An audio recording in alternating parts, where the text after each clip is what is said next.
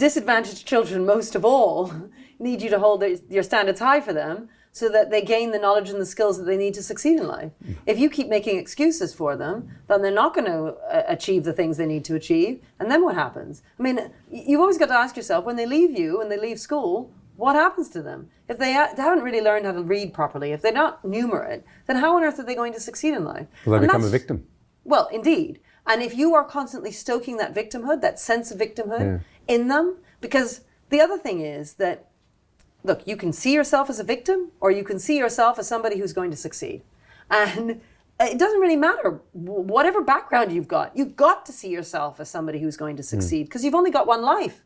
And you've got to be able to make a success of it. And if you're somebody who sits around saying, life is so hard for me, my father was never around, life is hard for me, I'm growing up in the inner city, life is hard for me because I don't have much money. Well, you can do that, and then one day you'll die, and you'll be on your deathbed, you look back and you say, well, I couldn't really do anything with my life because I was an ethnic minority. I mean, that's just ridiculous. It doesn't matter what, you've got the cards you've got. Those are the cards you were dealt with. There's nothing you can do about those cards, but you can change the way you react to those cards. You are in control of what you do with those cards.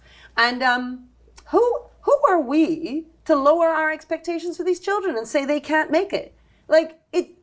For me, it's just racism. It's straight up racism. And it's racism that I would say is directed also at poor white kids, So it's not just against ethnic minorities. It's against any child who is the other. And too often, the white middle classes other children who are not like them.